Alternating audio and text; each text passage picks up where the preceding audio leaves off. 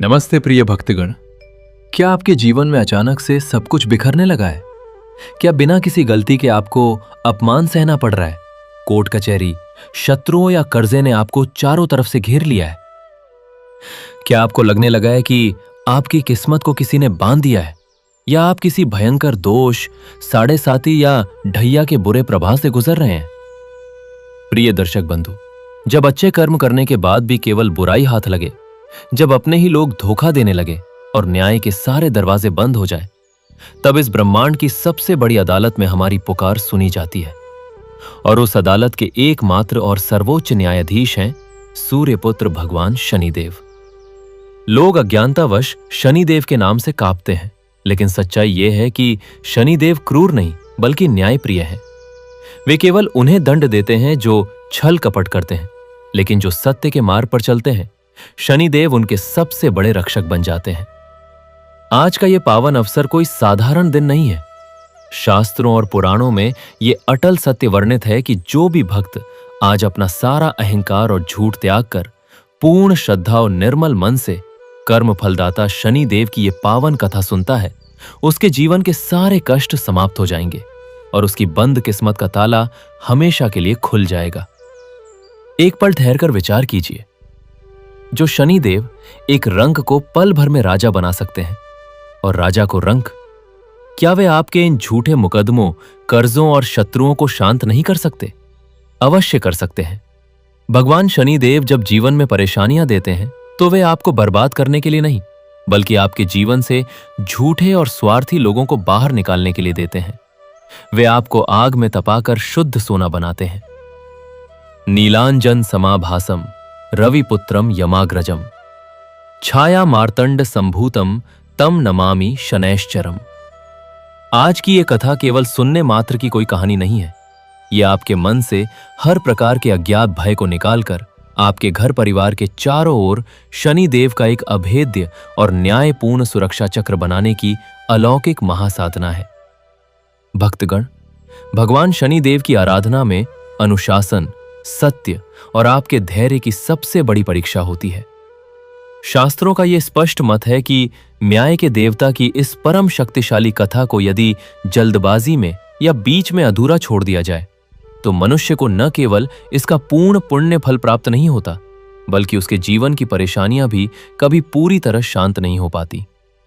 इसलिए आज ये अटल संकल्प लें कि दुनिया की सारी भागदौड़ और डर को कुछ देर के लिए भूलकर इस न्यायपूर्ण कथा को बिना किसी रुकावट के अंत तक पूरे ध्यान से सुनेंगे। हो सकता है कथा के किसी प्रसंग में छिपा शनिदेव का कोई एक संदेश आपके वर्षों पुराने शत्रुओं और कर्जों को आज ही भस्म कर दे। जो व्यक्ति शनिदेव के न्याय को अपने हृदय में बसाता है, दुनिया की कोई भी नकारात्मक शक्ति उसका बाल भी बांका नहीं कर सकती। और यदि आप भी न्याय के देवता के सच्चे भक्त हैं, तो धर्म और सत्य के इस प्रकाश को जन जन तक फैलाना आपका परम कर्तव्य है। इसलिए इस वीडियो को पूरे भाव से लाइक करें, अपने परिजनों और मित्रों के साथ साझा करें और सनातन धर्म की इस अविरल गंगा से निरंतर जुड़े रहने के लिए आपके अपने चैनल भक्ति स्टेशन को अभी सब्सक्राइब करें। तो आइए अपने मन से सारे भयों को बाहर निकाल फेंकिए। हृदय में नीले वर्ण वाले सूर्यपुत्र भगवान शनिदेव का ध्यान धरिए और पूरे भाव से जय शनिदेव और ओम शं शनैश्चराय नमः का जयघोष करते हुए इस परम पावन कथा की दिव्य यात्रा का शुभारंभ करते हैं। प्राचीन काल की बात है, जहां इंसान ने अपने स्वार्थ और छल कपट को ही अपनी सबसे बड़ी योग्यता मान लिया था, वहां कर्महीन, बुरे कर्मों और अन्याय का नगर नाम का एक अत्यंत वैभवशाली राज्य बसा हुआ था। यहां के राजा छलसेन थे। राजा छलसेन ने अपना पूरा साम्राज्य गरीबों के आंसू, झूठ और बेईमानी की नींव पर खड़ा किया था। वे निर्दोषों की जमीनें हड़प लेते, मजदूरों का हक मारते और अगर कोई न्याय मांगता तो उसे कोड़ों से पिटवाते। राजा को अपनी इस चालाकी और ताकत पर इतना भयंकर अहंकार था कि वे कहते थे, इस दुनिया में न्याय और कर्म कुछ नहीं होता, जो ताकतवर है वही ईश्वर है। वे मंदिर तो जाते थे, पर केवल ये मांगने के लिए कि उनके पापों की सजा उन्हें कभी न मिले। जब भी राज्य में कोई विपत्ति आती, तो वे अपनी गलती मानने के बजाय किस्मत को, ग्रहों को या दूसरों को दोष देते थे। वे ये भूल गए थे कि ब्रह्मांड का एक ऐसा दंडाधिकार। वे लहूलुहान होकर चिल्लाते, हे भगवान, तू कितना क्रूर है, मेरी किस्मत कितनी खराब है। वे अब भी किस्मत को दोष दे रहे थे। तब एक रात उस अंधेरी कोठरी में एक अत्यंत वृद्ध और कमजोर कैदी ने राजा से कहा, तुम किस्मत को क्यों कोस रहे हो? तुम्हारे शरीर पर पड़ी डिहेजने वाला हर कोढ़ा असल में उस गरीब की आह है जिसे तुमने कभी अकारण मारा था। यह शनि का कोप नहीं, तुम्हारे ही बोए हुए कर्मों की फसल है। यह सुनते ही राजा की आत्मा भीतर तक कांप उठी। उनके अज्ञान का पर्दा फट गया। वे फूट फूट कर रोने लगे। उनके भीतर एक ऐसी भयंकर ग्लानि भर गई कि उन्हें समझ आ गया कि शनिदेव दुख नहीं देते, वे केवल आईना दिखाते हैं। इस भयंकर पीड़दा और कर्मों के नर्क से केवल वही निकाल सकता है जो आग में जलाकर सोने को कुंदन बनाता है, साक्षात सूर्यपुत्र कर्म फलदाता शनिदेव। उस भयंकर पश्चाताप और घुटन के क्षण में राजा ने अपने आंसुओं से उस कालकोठरी की जमीन को धो दिया। जब उनके छिन चुके राज्य से उन्हें हमेशा के लिए निर्वासित देश निकाला कर दिया गया, तब उन्होंने अपने शरीर पर केवल एक काला, फटा हुआ और खुरदरा सूती वस्त्र लपेट लिया। अपने उस छल कपट वाले जीवन, किस्मत को दोष देने की आदत और अपने सारे घमंड को उसी खंडहर में छोड़ कर वे घिसटते हुए नंगे पैर उस न्याय शिखर की ओर निकल पड़े, जहां भगवान शनिदेव अपनी झुकी हुई और निष्पक्ष नजरों से पूरे ब्रह्मांड के कर्मों का हिसाब रखते हैं। मार्ग में पत्थरों से टकराकर लहूलुहान होते हुए उन्होंने अपने दोनों हाथ उस अनंत आकाश की ओर उठाए और चीखते हुए पुकार लगाई, हे सूर्यपुत्र, मुझे अपनी चालाकियों और अपने ताकतवर होने पर बहुत घमंड था ना? देखो, आज मेरे ही बोए हुए पापों ने मुझे इस दहाकों का भिखारी और अपराधी बना दिया है। मैं उम्र भर दूसरों को रुलाता रहा और विपत्ति आने पर किस्मत को दोष देता रहा, पर मैंने कभी आपके उस कर्म फलदाता स्वरूप को नहीं पहचाना जो राजा और रंक दोनों को एक ही तराजू में तौलता है। मैं उस न्यायाधीश के पास अपने इन भयंकर कर्मों की क्षमा मांगने जा रहा हूं। मैं अपनी इस चालाकी और घमंड को इसी मार्ग की धूल में उद्धा दूंगा और एक सच्चा अपराधी बनकर उन न्यायपूर्ण चरणों में गिरूंगा, जिसे अब सजा से बचने की नहीं, केवल शुद्ध होने की भूख है। क्योंकि मैं भली भांति जान चुका हूं कि जब हम अपने कर्मों का सारा अहंकार त्याग कर पूर्ण समर्पण से शनिदेव की शरण में जाते हैं, तो जीवन खुशियां की जगह जीवन के चढ़े कष्ट समाप्त हो जाएंगे। यह कहकर राजा छलसेन ने अपना मुंह उस न्याय शिखर की ओर कर लिया, जो अभी दूर क्षितिज पर केवल एक धुंधली रेखा के रूप में दिख रहा था। उनके पैरों में छाले पड़ चुके थे, शरीर पर कोड़ों के गहरे निशान थे, पर इन सबसे बढ़कर उनके हृदय में एक ऐसी जलन थी जो किसी मरहम से ठीक नहीं हो सकती थी। वह जलन थी अपने ही किए पर पछतावे की आग। राजा ने आगे बढ़ना शुरू किया। पहला कदम उन्होंने उठाया तो उनके पांव के नीचे एक नुकीला पत्थर चुभ गया। पहले की तरह वे क्रोधित नहीं हुए। पहले वे इस पत्थर को कोसते, किस्मत को दोष देते, आकाश पर चिल्लाते। आज उन्होंने चुपचाप वह पत्थर निकाला और उसे माथे से लगाकर बोले, तू ठीक है, यह मेरे कर्मों का ही फल है। मैंने जीवन भर कितने निर्दोषों के पांवों में कांटे चुभोए होंगे, आज वही कांटे मेरे रास्ते में आ रहे हैं। हे शनिदेव, यह आपकी ही लीला है। एयुएम शन शनैश्चराय नमः। यह पहली बार था जब राजा के मुंह से किसी कष्ट को सहते हुए परमात्मा का नाम निकला था।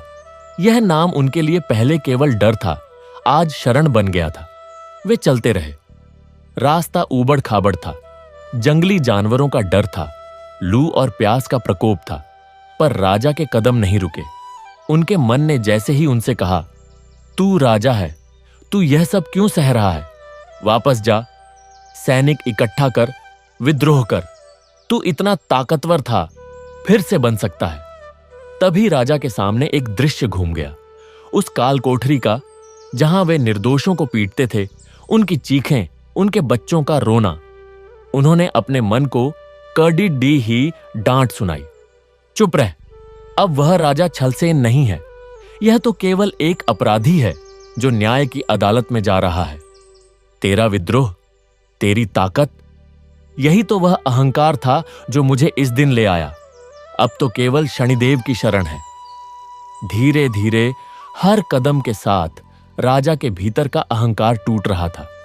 वह अहंकार जो उन्हें बताता था कि वे सबसे ऊपर हैं, अब उनके सामने अपनी लाश की तरह पड़ा था, और इस लाश को जलाने के लिए वे चुपचाप चिता की ओर बढ़ रहे थे। चलते चलते राजा एक छोटे से गांव के पास पहुंचे। यह गांव उनके ही राज्य का हिस्सा था। उन्होंने देखा एक बूढ़ा किसान खेत में बैठा रो रहा है। राजा पास गए। किसान ने उनकी ओर देखा तो चौंक पड़ा। यह वही राजा था जिसने उसकी जमीन हड़प ली थी, उसके बेटे को कोड़े मारे थे। किसान उठा और उसने एक पत्थर उठा लिया। राजा ने देखा उनकी आंखों के सामने वही किसान था जिसे उन्होंने सड़क पर नंगा घुमाया था, जिसकी इज्जत लूटी थी। राजा के पैरों तले जमीन खिसक गई। उन्होंने किसान की ओर देखा और फिर धीरे से उसके पैरों पर गिर पड़े। किसान चौंक गया। उसने कभी सपने में भी नहीं सोचा था कि वह राजा जो कभी शेर की तरह गरजता था, आज उसके पैरों पर गिरा होगा। राजा फूट फूट कर रोने लगे। उनके आंसुओं ने किसान के पैर धो दिए। वे बोले, भाई, मैंने तेरे साथ बहुत बुराई की। मैंने तेरा हक छीना, तुझे अपमानित किया। आज वही अपराधी तेरे सामने है। तू मुझे मार दे या जैसी चाहे सजा दे, पर एक एहसान कर, मुझे माफ कर दे। मैं अपने पापों का बोझ लिए जा रहा हूं। तेरी माफी मेरे लिए उस बोझ को हल्का कर देगी। किसान का क्रोध पल भर में पसीज गया। वह रोने लगा। उसने राजा को उठाया और गले लगा लिया। उसने कहा, राजन, आज पहली बार मैंने आपको सच्चा इंसान देखा। आप जाइए, मैं आपको माफ करता हूं।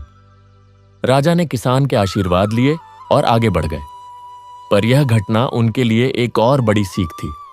उन्हें महसूस हुआ कि जब हम सच्चे दिल से माफी मांग लेते हैं तो दूसरे के दिल में भी माफी का भाव जागता है। यह भी शनिदेव की कृपा ही थी कि उन्हें अपने पापों की सजा मिल रही थी, साथ ही माफी पाने का अवसर भी। राजा ने फिर से मंत्र जपना शुरू किया। एयूएम शन शनैश्चराय नमः, एयूएम शन शनैश्चराय नमः। यह मंत्र अब उनके सांस की तरह हो गया था। हर सांस के साथ वे शनिदेव को पुकारते, हर दर्द को उनके चरणों में समर्पित करते। रास्ते में एक और घटना घटी। एक छोटी सी लड़की उनके पास आई। उसके पास पानी नहीं था, खाना नहीं था। राजा के पास भी कुछ नहीं था, पर उनके पास था केवल शनिदेव का नाम। उन्होंने उस लड़की को गोद में उठाया, उसे दुलार किया और कहा, बेटी, मैं तुझे कुछ नहीं दे सकता, पर मैं तुझे एक वचन दे सकता हूं। यदि शनिदेव मुझे क्षमा कर दें और मैं फिर से कुछ बन सकूं, तो मैं तुझ जैसे हर गरीब की सेवा करूंगा। तू मेरे पापों की गवाह है। उसने लड़की को गले लगाया और उसे कुछ दूर छोड़ने के बाद वापस अपने रास्ते पर आ गए। उनके मन में अब पापों के प्रायश्चित की भावना और प्रबल हो गई थी। अब राजा ने देखा कि सामने एक विशाल पर्वत है जिस पर न्याय शिखर स्थित था। पर्वत की चढ़ाई शुरू हुई। यह चढ़ाई बेहद कठिन थी। पैरों से खून बह रहा था, हाथों से पत्थर पकड़ते पकड़ते छिल गए थे, पर राजा का ध्यान केवल उस परम शिखर पर था। तभी उनके हृदय में एक और दिव्य दृश्य उभरा, सम्राट विक्रमादित्य का। राजा को साक्षात अनुभव होने लगा कि उनके सामने वह घटना घट रही है। उन्होंने देखा विक्रमादित्य अपने सिंहासन पर बैठे हैं, अत्यंत न्यायप्रिय, दानी, पराक्रमी।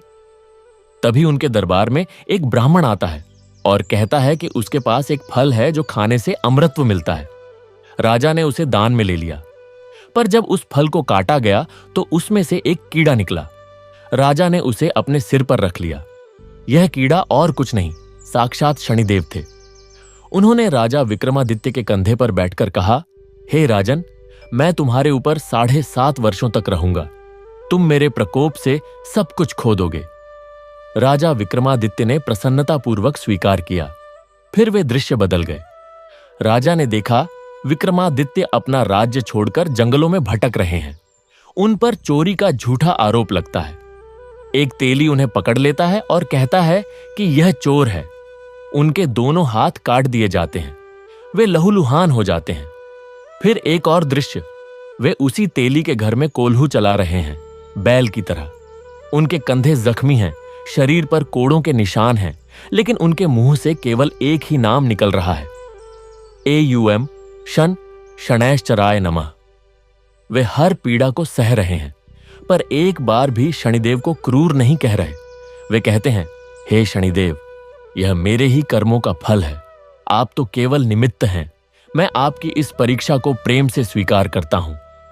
राजा छलसेन के आंसू बहने लगे। उन्होंने सोचा, जब इतने महान, इतने धर्मात्मा, इतने न्यायप्रिय सम्राट को अपने कर्मों का फल भोगना पड़ा, तो मैं कौन होता हूं जो शनिदेव पर दोष मढ़ूं। विक्रमादित्य ने तो केवल पिछले जन्मों के कर्मों का फल भोगा था, पर मैंने तो इसी जन्म में इतने पाप किए हैं।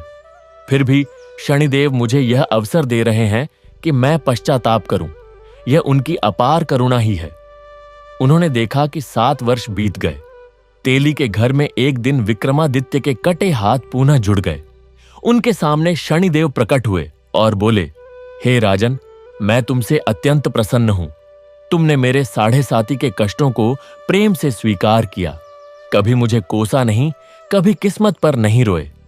तुम सच्चे भक्त हो। जाओ, तुम्हारा राज्य तुम्हें वापस मिलता है। और विक्रमादित्य पुनः सम्राट बन गए। यह दृश्य राजा छलसेन के हृदय में एक आशा की किरण बनकर उभरा। उन्हें लगा कि यदि विक्रमादित्य की भांति वे भी शनिदेव की परीक्षा में सफल हो गए, तो शायद एक दिन उनका उद्धार हो सकता है। उनका यह विश्वास और प्रगाढ़ हो गया कि शनिदेव दंड देते हैं तो दंड देते हैं, पर अंत में वे करुणा के सागर भी हैं। राजा ने चढ़ाई फिर से शुरू कर दी। उनके सामने एक और बाधा आई। एक विशाल सांप रास्ते में बैठा था, फन फैलाए। राजा के मन में डर हुआ, पर उन्होंने सोचा, यह भी शनिदेव की ही लीला है। यदि उन्होंने इस रूप में मेरा अंत करना है तो मैं स्वीकार करूंगा। वे धीरे धीरे सांप के पास गए। उनकी आंखों में डर नहीं, केवल समर्पण था। उन्होंने सांप को प्रणाम किया और बोले, हे नागराज, यदि तुम मुझे अपना भोजन बनाना चाहते हो तो बना लो। मैं अपने पापों से मुक्त होने के लिए तैयार हूं। सांप ने उनकी ओर देखा, फिर धीरे से रास्ता छोड़ दिया और जंगल में चला गया। राजा के रोंगटे खड़े हो गए। उन्हें लगा कि यह शनिदेव की ही परीक्षा थी। उन्होंने आगे बढ़ना जारी रखा। चलते चलते रात हो गई। राजा ने एक पेड़ के नीचे विश्राम किया। उनके पास खाने को कुछ नहीं था, पीने को पानी नहीं था। उनकी जीभ सूख गई थी, होंठ फट गए थे। उन्होंने आकाश की ओर देखा। आकाश में तारे चमक रहे थे। उनमें से एक तारा विशेष रूप से चमक रहा था, शनि का तारा। राजा ने उस तारे को देखा और उनकी आंखों से आंसू बहने लगे। वे बोले, हे पिता, आपकी यह कैसी लीला है। मैंने आपको कभी नहीं पहचाना। मैंने सोचा कि आप केवल दंड देने वाले हैं, पर आज मुझे लगता है कि आप सबसे बड़े पिता हैं। एक पिता अपने बेटे को दंड देता है तो इसलिए कि वह सुधर जाए। हे शनिदेव, मैं सुधर जाना चाहता हूं। मैं अपने सारे पापों का प्रायश्चित करना चाहता हूं। राजा ने उस रात जागरण किया। उन्होंने केवल शनिदेव का नाम जपा।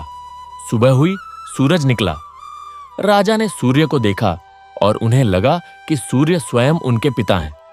उन्होंने सूर्य को प्रणाम किया और फिर से चढ़ाई शुरू कर दी। अब रास्ता और कठिन हो गया था। पत्थर और बड़े हो गए थे, घने जंगल थे, कंटीली झाड़ियां थीं। राजा का शरीर पूरी तरह से जख्मी हो चुका था। हर कदम के साथ खून बह रहा था, पर उनके मन में अब कोई वेदना नहीं थी। केवल एक शांति थी, एक गहरी शांति जो उन्होंने पहले कभी अनुभव नहीं की थी। यह शांति आ रही थी स्वीकार करने से। उन्होंने अपनी सारी पीड़ा को, सारे दर्द को, सारे कष्टों को शनिदेव के चरणों में समर्पित कर दिया था। अब वे दर्द उनके नहीं थे, वे शनिदेव के थे। राजा ने फिर से उस वृद्ध कैदी की बात याद की जिसने उनसे कहा था, तुम्हारे शरीर पर पड़ने वाला हर कोड़ा उस गरीब की आह है। उन्होंने अब उन सब गरीबों को याद किया जिन्हें उन्होंने सताया था। उनमें से कुछ तो मर गए होंगे, कुछ आज भी पीड़ित होंगे।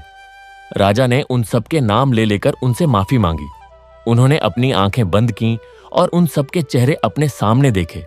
उन सबसे उन्होंने कहा, भाइयों बहनों, मुझे माफ कर दो। मैं अज्ञानी था, अहंकारी था।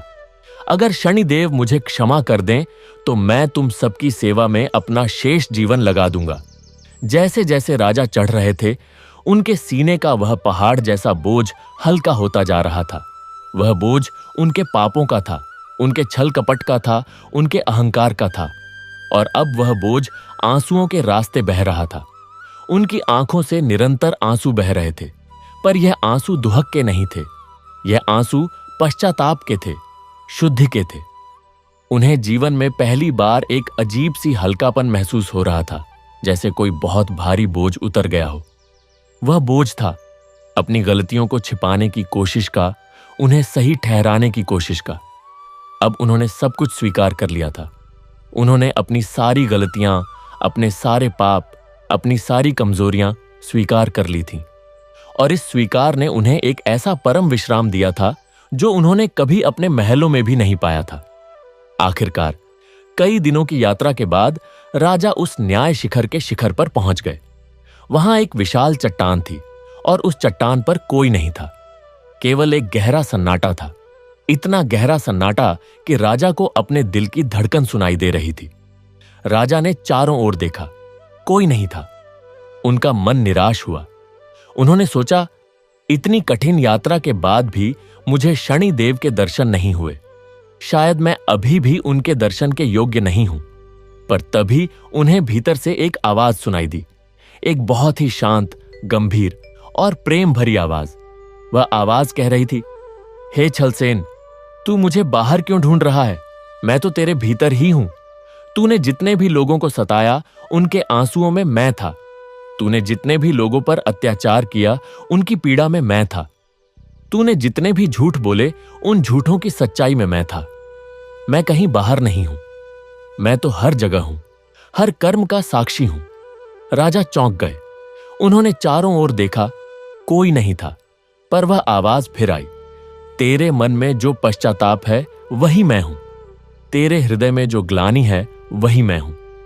तेरी आंखों में जो आंसू हैं वही मैं हूं। जब तू अपने पापों को स्वीकार करता है तो मैं उस स्वीकार में हूं। जब तू मुझे पुकारता है तो मैं उस पुकार में हूं। मैं तुझसे अलग कहीं नहीं हूं। राजा घुटनों के बल बैठ गए। उन्होंने अपने दोनों हाथ जोड़ लिए और बोले, हे प्रभु, तो क्या आप मेरे भीतर हैं? क्या आप वहां हैं जहां मेरी पीड़ा है? क्या आप वहां हैं जहां मेरा पश्चाताप है? तभी अचानक उस चट्टान पर प्रकाश हुआ, एक अत्यंत तेज पर शीतल प्रकाश।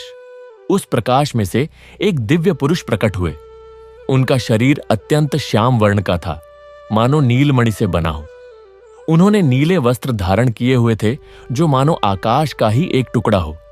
उनके हाथ में एक दंड था, न्याय का दंड, जो इतना भारी था कि लगता था कि पूरे ब्रह्मांड का भार उस पर टिका है।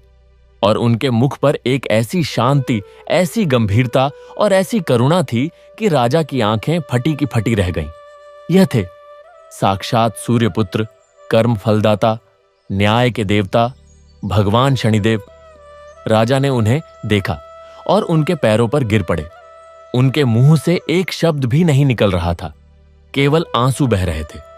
भगवान शनिदेव ने धीरे से अपना हाथ उनके सिर पर रखा। वह हाथ राजा के लिए अमृत से भी अधिक मीठा था, वरदान से भी अधिक मूल्यवान था। राजा को लगा जैसे उनके सारे पाप धुल गए, उनका सारा दर्द समाप्त हो गया। भगवान शनिदेव ने उनसे कहा, उठो पुत्र। राजा ने सिर उठाया। उनकी आंखों में भक्ति, समर्पण और श्रद्धा थी। शनिदेव ने उन्हें देखा और मुस्कुराए। वह मुस्कान इतनी सुंदर थी कि राजा का हृदय पिघल गया। शनिदेव बोले, छलसेन, तूने बहुत पाप किए हैं, यह सत्य है, पर तूने अपने उन पापों को स्वीकार भी किया है, और यह स्वीकार ही सबसे बड़ा पुण्य है। तूने किस्मत को दोष देना छोड़ दिया, अपने कर्मों की जिम्मेदारी ली और मेरी शरण में आ गया। यही वह चीज है जो मुझे प्रसन्न करती है। राजा ने हाथ जोड़कर कहा, हे प्रभु, मैंने आपको कभी नहीं पहचाना। मैंने सोचा कि आप मेरे दुश्मन हैं, मेरे कष्टों का कारण हैं, पर आज मुझे लगता है कि आप मेरे सबसे बड़े मित्र हैं। आपने मुझे वह रास्ता दिखाया जो मैं कभी नहीं देख पाया था। शनिदेव ने कहा, मैं किसी का मित्र नहीं हूं, न किसी का शत्रु। मैं केवल एक दर्पण हूं। तूने जैसे कर्म किए वैसा ही प्रतिबिंब मैंने तुझे दिखाया। तूने जब दूसरों को रुलाया तो मैंने तुझे रुलाया। तूने जब दूसरों का हक छीना तो मैंने तुझसे तेरा हक छीन लिया। मैं कोई स्वतंत्र इच्छा से काम नहीं करता, मैं तो बस उसी विधान को पूरा करता हूं जो तूने स्वयं अपने कर्मों से लिखा है। राजा ने कहा, हे प्रभु, तो क्या मेरे पाप कभी नहीं मिटेंगे? क्या मैं हमेशा के लिए अभिशप्त हूं? शनिदेव ने फिर से मुस्कुराते हुए कहा, नहीं पुत्र, पाप कभी स्थायी नहीं होते।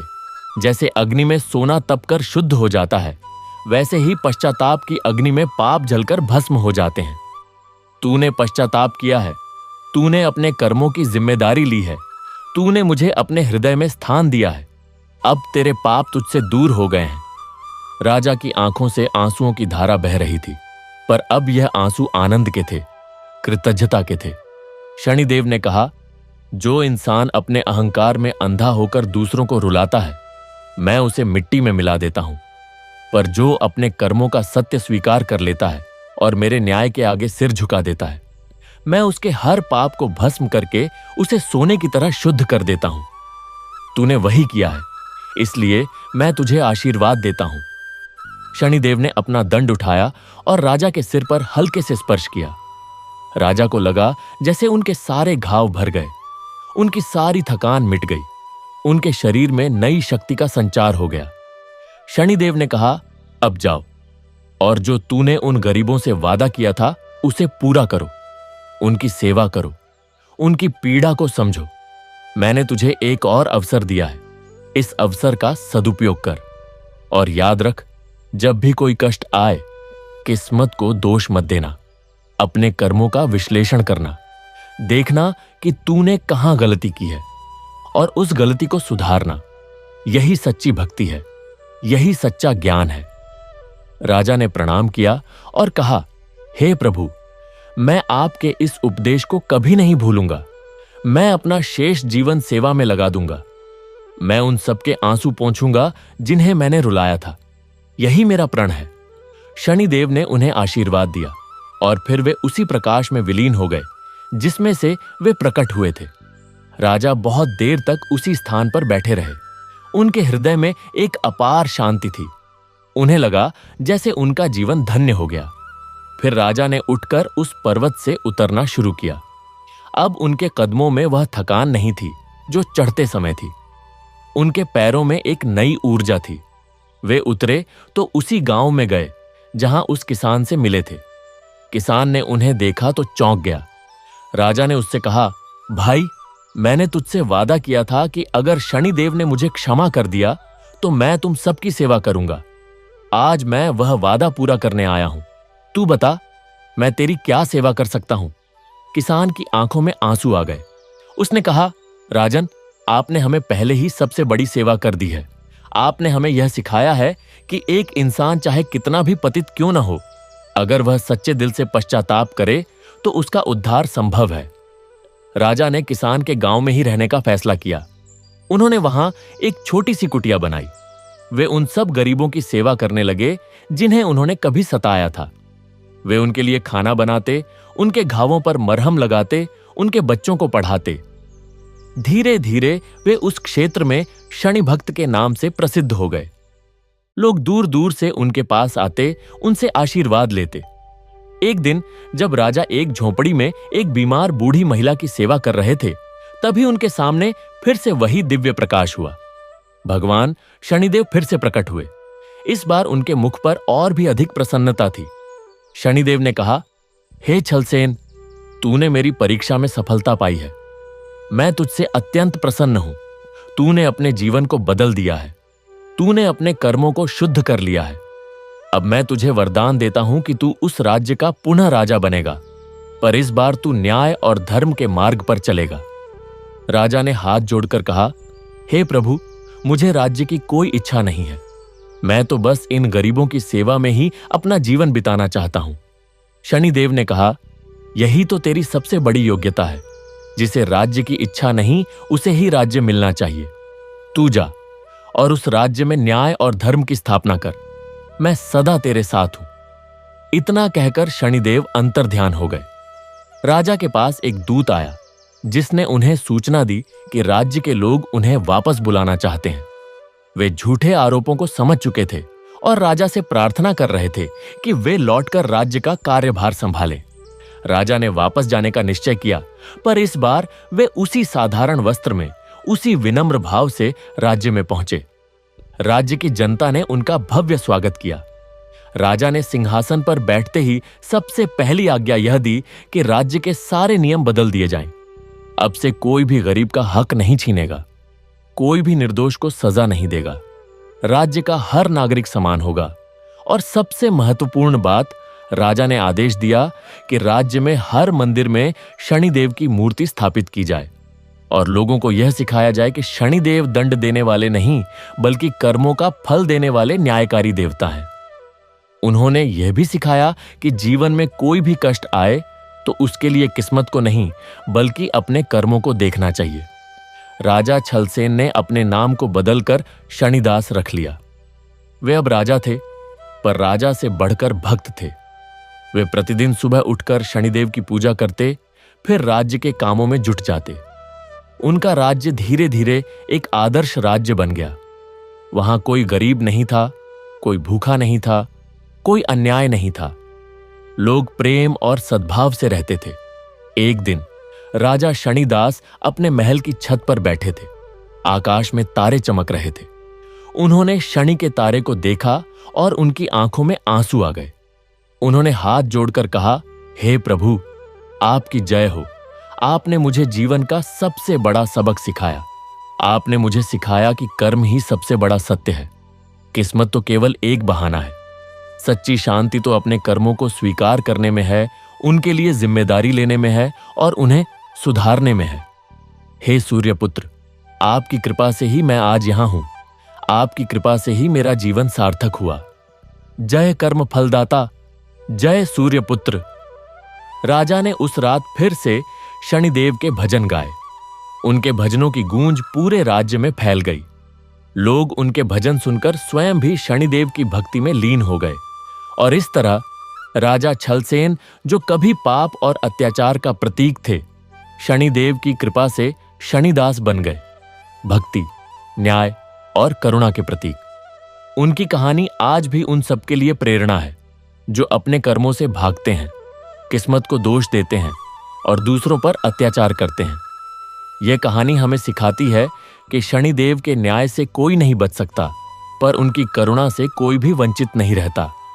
बस शर्त है सच्चा पश्चाताप, कर्मों का स्वीकार और शनिदेव के चरणों में पूर्ण समर्पण। क्योंकि जब हम अपने कर्मों का सारा अहंकार त्याग कर पूर्ण समर्पण से शनि